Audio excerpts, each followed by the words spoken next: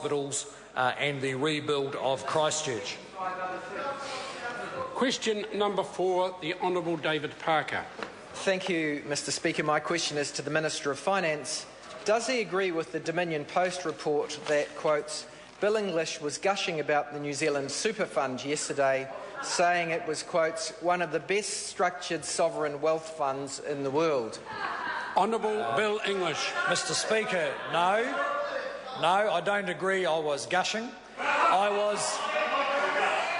was simply pointing out what is a widely acknowledged fact. And as the member may want to point out to the House, I went on to praise the architect of the fund, Dr Michael Cullen, the finance spokesman when Labor had finance spokespeople who knew how to handle Labor's spending instincts. And that's why he set it up, to protect New Zealand from the Labor caucus. And he did a great job. Supplementary. Supplementary question, Honourable David Parker. Is it correct that he voted against the New Zealand Super Fund, voted against the formation of KiwiSaver, and as Minister halted contributions to the New Zealand Fund, opposes universal KiwiSaver, and will not address the age of eligibility of New Zealand superannuation? Mr Speaker. Order.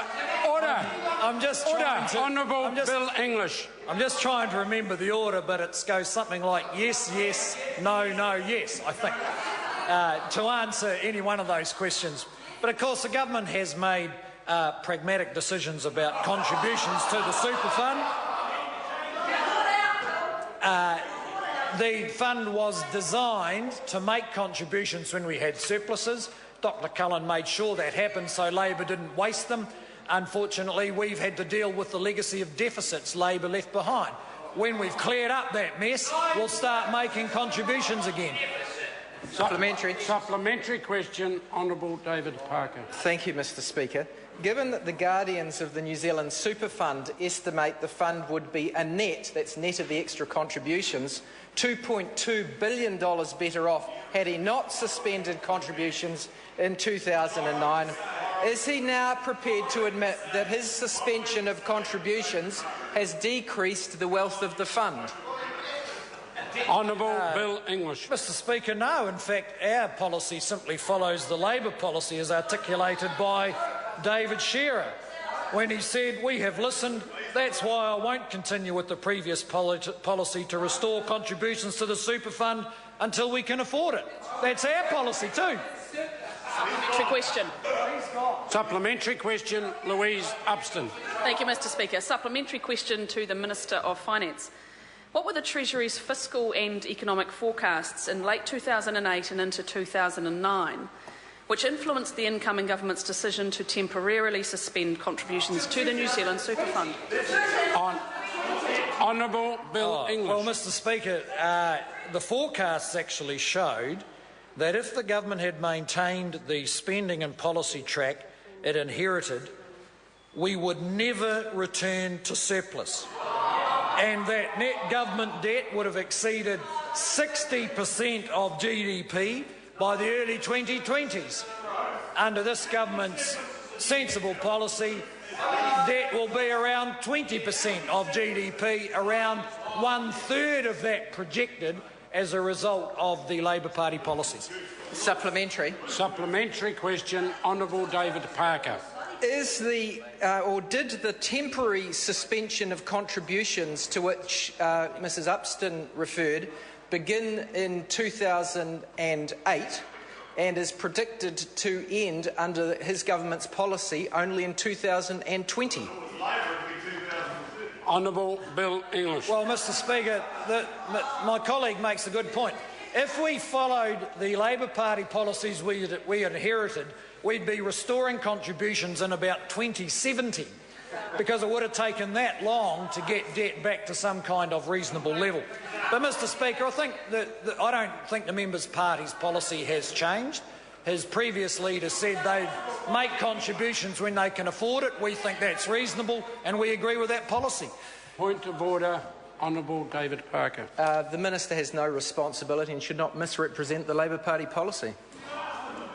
Order. The question was around when the order. The question was really around, first of all, when did the contributions conclude, and then when might they start again? So he's allowed to justify that, in my opinion. Supplementary question. Supplementary.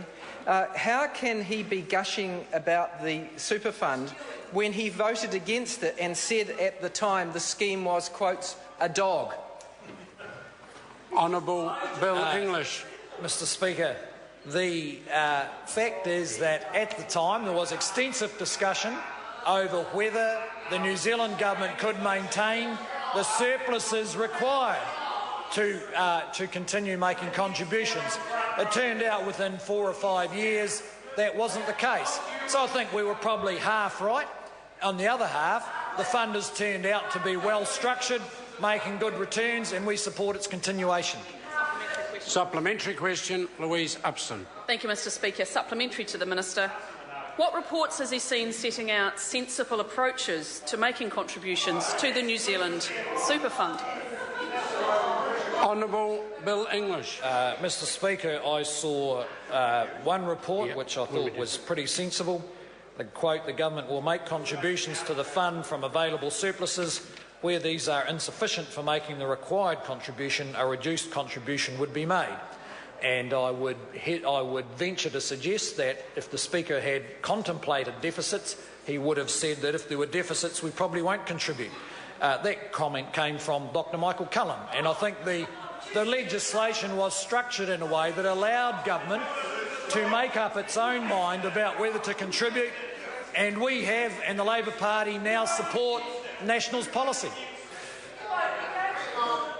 Question number 5, Melissa Lee.